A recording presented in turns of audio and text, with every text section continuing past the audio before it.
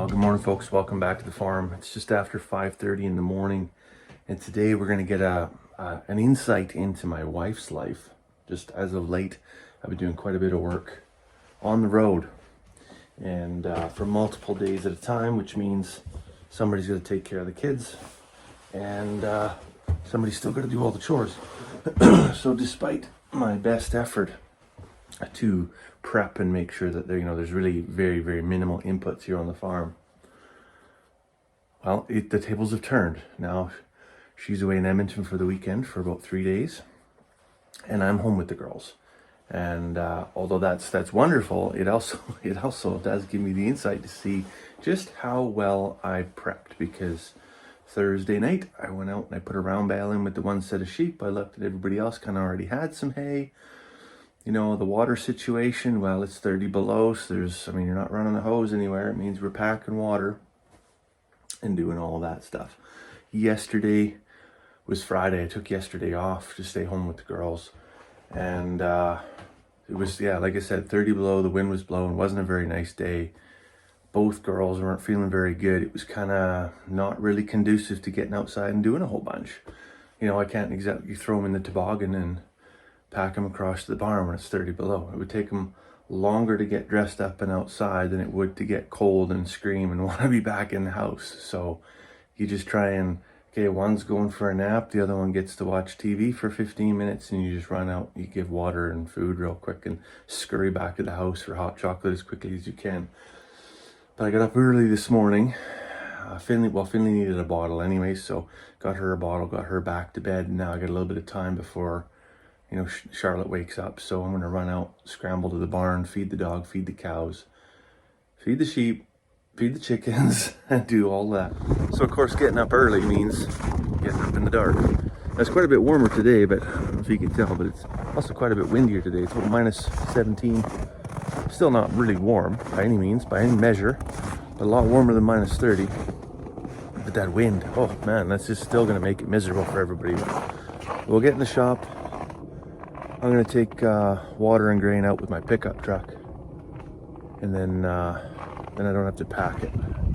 Well, that's the hay all fed. It sure is nice to have the pickup out. It's just like having your own personal light tower. Everything's lit up like a Christmas tree. Oh, that wind is cold, I tell you. All right, so hay's fed, grain's fed. The only thing left to do is take water to the sheep out behind the shop here. As I pulled the truck in, however, I noticed there was a little light on the dash, and I looked, and sure enough, back tire is low, so I got to fire up the compressor.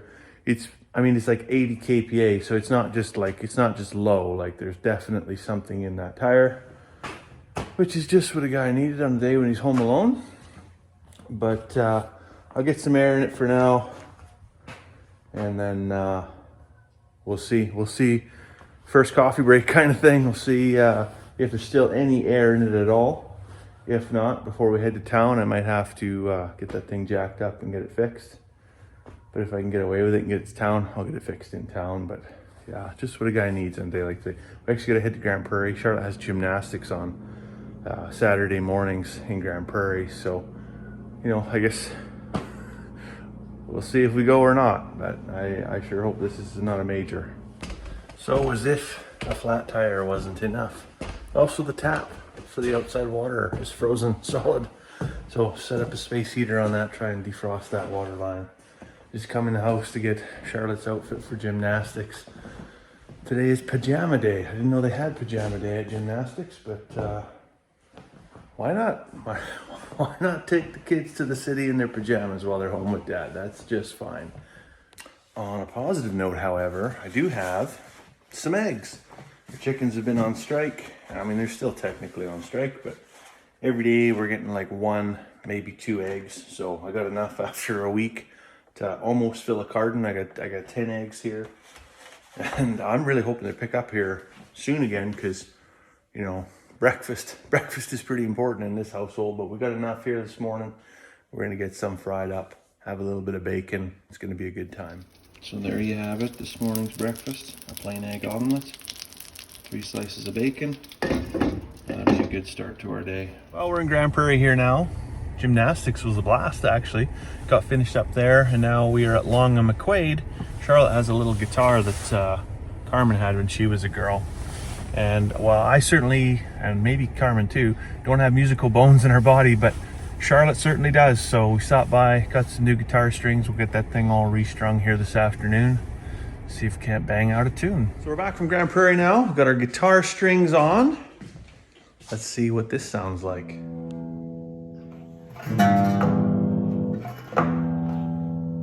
Can you sing a song? Hush, little baby, don't you cry. Mama's gonna put you up.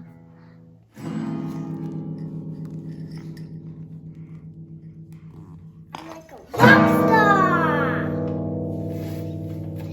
I'm like a rock star. Are you? Give us your best rock star sound. I am JJ Monster.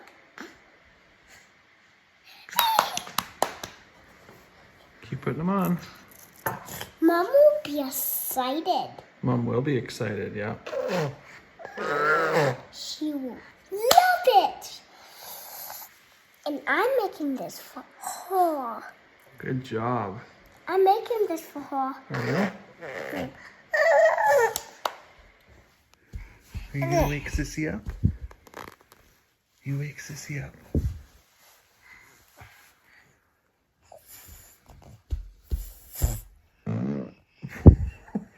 What the heck? Finley, was that you or was that Charlotte?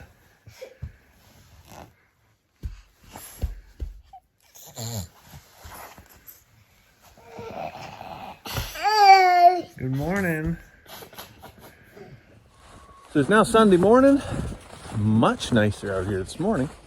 It's about -4. In fact, actually, when I left the house, I checked the thermometer and it said -4.5, and I almost shit myself because I thought it said -45, because that would have been an anal glaucoma kind of day. Like I can't see my ass going outside. But nevertheless, it is beautiful. So I'm just gonna grab the eggs real quick, and then I think right around lunchtime we're gonna head to town. When we get back, we're gonna get the toboggans out here and get the girls a little tour of the farm. Get them out, get some fresh air. They've been cooped up for a couple of days. It's been so cold. It'd be good to get everybody outside. But for now, I gotta get the basket. See if we got any eggs. I know there's a couple in there for sure, but maybe, just maybe, the girls have put in a little extra overtime. Probably not though. I gotta watch every time I open this damn shop door. The cat runs in there and it wants to go drink out of the toilet. His dirty little paws gets the toilet all muddy and gross. Now I give it the old psh, and it ran away, but I don't know if it went out the door or if it's lurking under the tractor somewhere. But I can hear, maybe you can hear too, I can hear chickens. Yes, they're outside. Well, some of them are outside. They had a couple days where they just were like, nope, not coming outside. And at 30 below, I can't say I blame them. Look at this glorious haul. 8 eggs. That's yesterday and today. I didn't collect eggs yesterday. 8 eggs in 2 days, so we doubled production. We were at two eggs a day there. We just started on. And I also had an empty water jug. This is my no freeze water jug. When it was -30, I did have to put it into the chicken house. It's kind of a, misleading. It does freeze when it gets down to about -20. I will say though, for the amount of time that we're on the top side of -20, which is quite a bit, it actually works really well for keeping your water source outside the chicken house. And you may wonder, well, why does that matter? Well, we use deep litter. You got a water source in there, plus the chicken's breath, plus all the snow they're dragging on their feet. It can create quite a humid environment in there, and a humid environment is not always conducive to a healthy environment. So we try and keep the water outside the majority of the time, unless it gets, like I said, super cold. In which case, you know what, we got to plug in inside the chicken house, and it works good too. It would appear I did not get the cat out, hiding under the side-by-side. Where'd you go, kitty? So in from doing chores here now. What's that, kiddo? What are we gonna do What are we gonna do at town? We're gonna make a quick run, despite the fact you didn't eat your sandwich. I tell you, it's a good thing we run a closed loop on everything here with the chickens and all that stuff, because when you got a 3-year-old running around that just refuses to eat every single thing that you make, you gotta put it back into the chickens and have them turn it into either eggs or fertilizer for more vegetables for next year, so that we have more food for them to not eat next year. Wild. So we just run into town and I had to stop beside the world's largest beaver. Now you see it's behind the sign, you don't see anything too special about it, but I'm gonna get Charlotte out because she wants to say a special hello.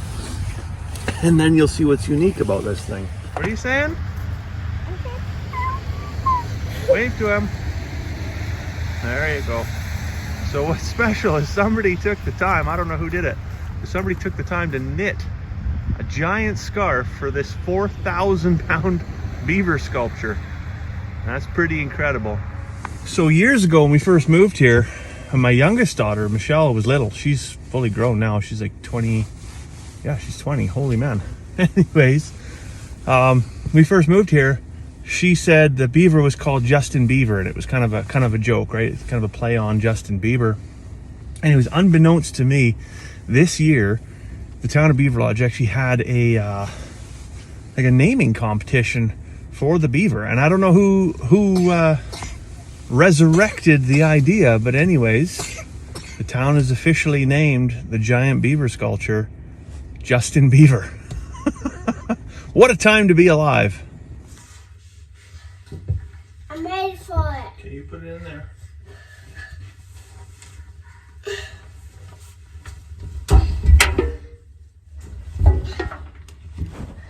Well, aside from making supper, I think that's enough shenanigans for one day. So I'm going to fix up some tomato soup and maybe a cup of tea. So let you go for now. Hope you have a fantastic weekend. We'll see you tomorrow.